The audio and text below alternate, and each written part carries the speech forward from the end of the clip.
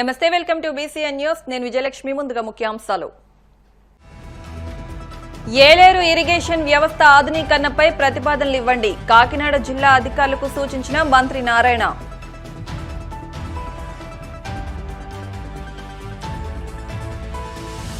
గతంలో ఎన్నడూ లేని విధంగా తిరుపతి పవిత్రతకు భంగం. కూటమి నేతలపై మాజీ TTD chairman Bhumana fire.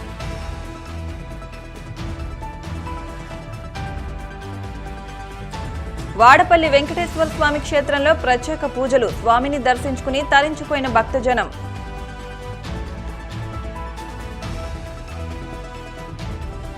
Telangana film development corporation chairman గా నిర్మాత దిల్ రాజు బాధ్యతలు అప్పగిస్తూ తాజాగా ప్రభుత్వం జీవో జారీ.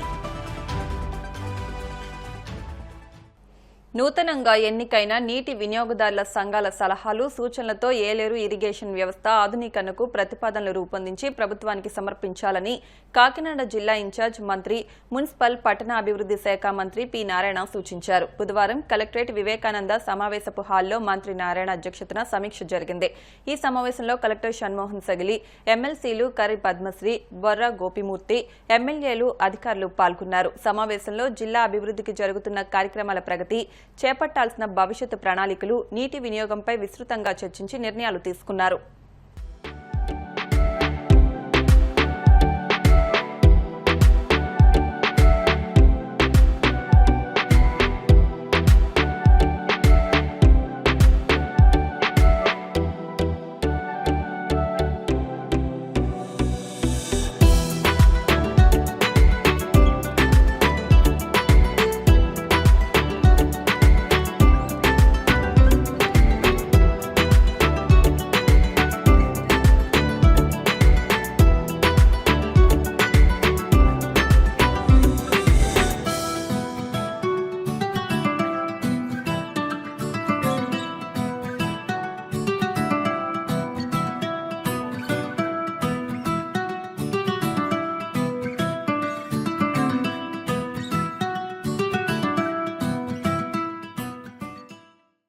కాకినాడ జిల్లా ప్రజాప్రతినిధులతోనూ అధికారులతోనూ మొత్తం డిస్ట్రిక్ట్ యొక్క డెవలప్మెంట్ విషయమై రివ్యూ జరిగింది. ధాన్య సేకరణ, వ్యవసాయం, పురపాలక పట్టణాభివృద్ధి, మెఫ్మా, స్మార్ట్ సిటీ, తర్వాత మహాత్మా గాంధీ ఉపాధి హామీ పథకాలు, పంచాయతీరాజ్ ఇంజనీరింగు, తాగునీరు, రోడ్లు, భవనాలు, నీటిపారుదల, వీటి మీద చాలా కూలంకషంగా ప్రస్తుతం ఉన్న సమస్యలు వాటి మీద డీటెయిల్గా డిస్కస్ చేయడం జరిగింది.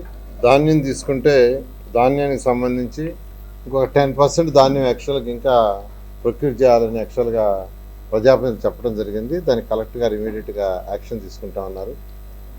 అదేవిధంగా ఏదైతే ఈరోజు బియ్యం గోడౌన్లో ఉందో ఆ బియ్యం అంతా ఎక్కువ వచ్చింది, అంటే అక్కడ లేకుండా మళ్ళీ కొత్త బియ్యం కాకుండా వేరే గోడౌన్లలో వేరే దగ్గర ఉండే పాత బియ్యం కూడా కొంత తెప్పించమని రిక్వెస్ట్ చేశారు. దానికి కూడా ఏర్పాట్లు చేస్తామని కలెక్టర్ గారికి చెప్పారు. చేశాను. టార్పాలిన్ పట్లని సబ్సిడీ మీద రైతులకు ఏర్పాటు చేయమని అడిగారు శాసనసభ్యులు. 2014-19లో కూడా దాని మీద యాక్చువల్గా డిస్కషన్ చేసి కొంత ఇవ్వటం జరిగింది. ముఖ్యమంత్రి గారితో మాట్లాడి స్టేట్ మొత్తం, అంటే ఇక్కడ ఒక్కడైతే కుదరదు, రాష్ట్రం మొత్తం ఇచ్చే విధంగా ఏర్పాటు చేస్తామని చెప్పడం జరిగింది. క్వాలిటీ సీడ్ వచ్చేటట్టుగా చూడండి. కొన్ని దగ్గరలో సీడ్ క్వాలిటీ సరిగా లేదు, దాని మీద యాక్చువల్గా వాళ్ళకి చెప్పడం జరిగింది. ఎరువులు సరిపడ క్వాంటిటీ యాక్చువల్గా ఉన్నాయన్నారు. మిలిటెంట్స్ అవన్నీ యాక్చువల్గా పండిస్తున్నారో వాటికి సంబంధించి ఒక ప్రాసెసింగ్ యూనిట్ పెట్టమన్నారు. దాన్ని కూడా యాక్చువల్గా ఆ కన్సర్న్ డిపార్ట్మెంట్ వాళ్ళతో నేను మాట్లాడి యాక్చువల్గా ఆ ప్రాసెసింగ్ యూనిట్లు పెడితే ఖచ్చితంగా కొంతమందికి ఉపాధి కూడా వస్తుంది. డ్రైన్స్లో సిల్ట్, అంటే నెక్స్ట్ మళ్ళీ జూన్ కల్లా రైన్స్ వస్తాయి. లాస్ట్ టైము రైన్స్ వచ్చినప్పుడే అప్పటికే యాక్చువల్గా ప్రభుత్వం ఫామ్ అయింది, ఇబ్బంది పడ్డాం. అందువల్ల కెనాల్స్లో సిల్ట్ని తీసేది ఇప్పటి నుంచే, డిసెంబర్ అయిపోతుంది, మళ్ళీ జనవరికి వస్తున్నాం కాబట్టి ఇప్పటి నుంచే ఆ కన్సర్న్ డిపార్ట్మెంట్ వాళ్ళు సిల్ట్ చేసేదానికి ప్లాన్ చేసి దానికి తగ్గ ఆ గుర్రపడ్డకాయ తీసేదానికి బడ్జెట్లు ప్లాన్ చేసి వాటికి సంబంధించిన టెండర్లు కూడా ఇప్పటి నుంచి చేస్తే నిదానంగా తీసి క్వాలిటీ చెక్ చేస్తే అవన్నీ నీట్గా ఉంటాయి. అటుకంటే లాస్ట్ మినిట్లో టెండర్లు శాంక్షన్ చేసి అదరాబదరా చేయమంటే క్వాలిటీ రాదు. అని ఒక మంచి సజెషన్ ఇచ్చారు. ఇమీడియట్గా కన్సర్న్ డిపార్ట్మెంట్తో కూడా మాట్లాడి దాని మీద కూడా ప్లాన్ చేయడం జరుగుతుంది. ఎన్ఆర్జీఎస్కి యాక్చువల్గా ఈ యొక్క రైతులు ఏదైతే ఉండారో వాళ్ళ వర్కర్స్ లేబర్ దాన్ని ఏమన్నా అనుసంధానం చేయగలరు అని అడిగారు. అది కేంద్ర ప్రభుత్వం యొక్క పరిధిలో ఉండేది. దాన్ని కూడా యాక్చువల్గా కేంద్రంతో యాక్చువల్గా ముఖ్యమంత్రి గారిని సంప్రదించి వీలైతే చేయడానికి ప్రయత్నిస్తామని చెప్పడం జరిగింది. ఇరిగేషన్ కెనాల్స్లో షట్టర్స్ ఓపెన్ కావట్లేదు, ఓపెన్ అయినా సరిగా పనిచేయట్లేదు అన్నారు. దాన్ని కూడా యాక్చువల్గా ఇమీడియట్గా స్టడీ చేసి అవన్నీ అయ్యేటట్టు ఇది రాష్ట్రం మొత్తం. గతంలో ఎన్నడూ లేని విధంగా తిరుపతి పవిత్రతను మంటగలిపేలా కూటమి ప్రభుత్వంలో అకృత్యాలు జరుగుతున్నాయని టీటీడీ మాజీ చైర్మన్ వైసీపీ అధికార ప్రతినిధి భూమన కరుణాకర్ రెడ్డి ఆవేదన వ్యక్తం చేశారు. తిరుపతి క్యాంపు కార్యాలయంలో ఆయన మాట్లాడుతూ తిరుచానూరు సమీపంలో పబ్లను తలపించేలా నిర్వహించిన ఈవెంట్లో మద్యం, మాదక ద్రవ్యాల వినియోగం జరిగిందనే వార్తలు కలిచివేస్తున్నాయని అన్నారు. దేవదేవుడు కొలువైన తిరుపతిలో కూటమి ప్రభుత్వ అసమర్థ పాలన వల్లే ఇటువంటి దుష్ట సంస్కృతికి బీజం పడిందని ఆగ్రహం వ్యక్తం చేశారు. కూటమి ప్రభుత్వం అధికారంలోకి వచ్చిన తర్వాత ఈ నగరంలో మద్యం విచ్చలవిడిగా ప్రవహిస్తోందని, మద్యం దుకాణాలను ఉదయం 7 గంటలకు తెరుస్తూ రాత్రి 10 గంటలు దాటినా కొనసాగిస్తున్నారని అన్నారు. పవిత్రతను కాపాడాలని ఘోషించేటువంటి ముఖ్యమంత్రి చంద్రబాబు నాయుడు గారు మరింతగా దీని మీద శ్రద్ధ వహించాల్సినటువంటి పని ఉన్నది. మీ కూటమి పాలన ఏ రకంగా ఉంది, బ్రాందీ షాపుల వ్యవహారం ఏ రకంగా ఉన్నదని మీ పార్టీకి సంబంధించినటువంటి ఒక శాసనసభ్యుడు నిన్న కొల్లిపర శ్రీనివాసరావు గారని వాళ్ళ నియోజకవర్గంలో 4 బ్రాందీ షాపులు ఉంటే 40 బెల్ట్ షాపులు ఉన్నాయని ఆ శాసనసభ్యుడే నేరుగా బయటికి వచ్చి ప్రదర్శిస్తున్నారో ఇది బెల్ట్ షాపు అని. అంటే ఎంత దారుణంగా ఉన్నది మీ పాలనలో. మీరేమో నాణ్యమైన మద్యం ఇస్తున్నాము అని మాటలు చెప్పి ప్రజలందరినీ తాగుబోతులు చేయించేటువంటి కార్యక్రమం ఉద్యమ రూపంలో చేస్తున్నారు. ఇది ఏమాత్రం కూడా సరైనటువంటి చర్య కాదు.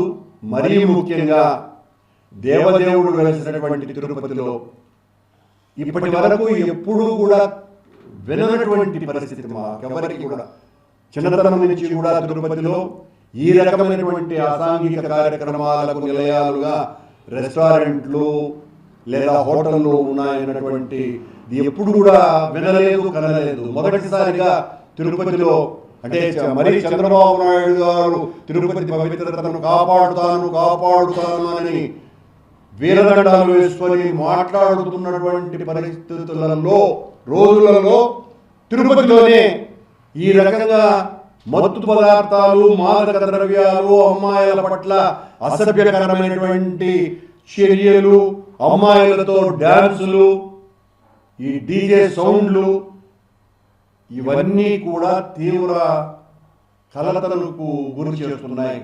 ఆక్షేపించవలసినటువంటి అవసరం ఉన్నది. తిరుపతిలో ఉన్నటువంటి ప్రజలందరూ కూడా పెద్ద ఎత్తున దీని మీద ఆలోచించాలి. తిరుపతిలో ఒక దుష్ట సంస్కృతికి బీజాలు పడినాయి. ఈ బీజాలను వెంటనే మనం పెకలించి వేయాలా. పోలీసు అధికారులు, ముఖ్యంగా ఎస్పీ గారు, అలాగే ఎక్సైజ్ అధికారులు వీళ్ళందరూ కూడా అప్రమత్తంగా ఉండాలి. ఇలాంటి వార్త వచ్చిన తర్వాత స్పందించడం కాదు, ఇలాంటి ఏదైనా అసాంఘిక చట్ట వ్యతిరేక చర్యలు చేస్తున్నటువంటి వాళ్ళ మీద నిఘాను పెంచవలసినటువంటి అవసరం ఉన్నది. ఈ రోజున బ్రాందీ షాపులు విచ్చలవిడిగా తెలుస్తున్నారు అన్నటువంటి విషయం ప్రతి ఎక్సైజ్ అధికారికి తెలుసును. ప్రతి ఎక్సైజ్ అధికారి కనుసన్నలలోనే తిరుపతిలో 7 గంటలకే ఉదయం బ్రాందీ షాపులు తెరుస్తున్నారు, 12 గంటలకు రాత్రులు మూస్తున్నారు. ప్రతి బ్రాందీ షాపుకు ఆనుకొని ఒక బారు వెలసింది. ఆశ్చర్యంగా తిరుపతిలో నూతన సంవత్సర వేడుకలను కూడా బహిరంగంగా జరపడం ఆపేశారు. తిరుపతిలో మేము మా ప్రభుత్వం ఉన్నప్పుడు వద్దు, ఇలాంటి కల్చర్ మనం అనుమతించకూడదు, అర్ధరాత్రులు ఈ రకంగా పిల్లలందరూ కూడా కలిసి వేడుకల పేరుతో అసభ్యకరమైనటువంటి చేష్టలు చేయకూడదు అని. అలాంటిది చంద్రబాబు గారి ప్రభుత్వం వచ్చిన తర్వాత ఈ రకంగా వాళ్లకు కావలసినటువంటి వ్యక్తులే ఈ రకంగా చేయడం చంద్రబాబు గారికి తీరని మచ్చ తెచ్చినటువంటి వాళ్ళు అవుతారు.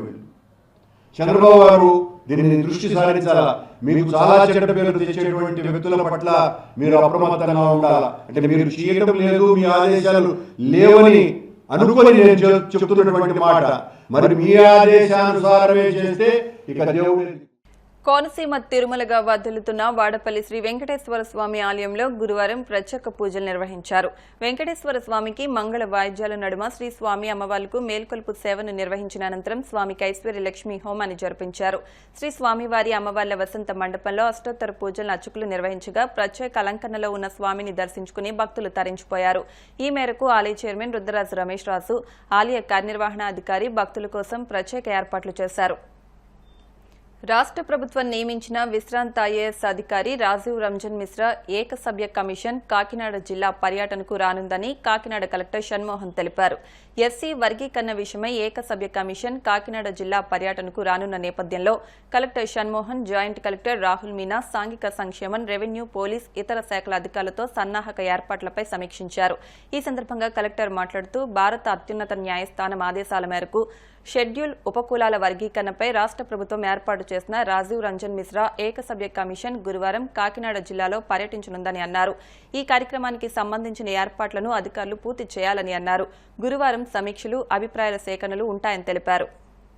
వైసీపీ అధ్యక్షులు, మాజీ ముఖ్యమంత్రి వైఎస్ జగన్మోహన్ రెడ్డి బుధవారం కర్నూలులో పర్యటించారు. నగరంలోని జీఆర్సీ కన్వెన్షన్ సెంటర్లో వైసీపీ రాష్ట్ర కార్యదర్శి తెర్నేకల్ సురేందర్ రెడ్డి కుమార్తె వివాహ రిసెప్షన్కు వైఎస్ జగన్ హాజరై నూతన వధూవరులు కె చతుర, కె నిఖిల్కు వివాహ శుభాకాంక్షలు తెలిపి ఆశీర్వదించారు. అంతకుముందు జగన్మోహన్ రెడ్డికి కర్నూలులో వైసీపీ నేతలు ఘన స్వాగతం పలికారు. జగన్ను చూసేందుకు పార్టీ శ్రేణులు, అభిమానులు పోటెత్తారు. అభిమాన నాయకులు రావడంతో కర్నూలులో పండగ వాతావరణం నెలకొంది.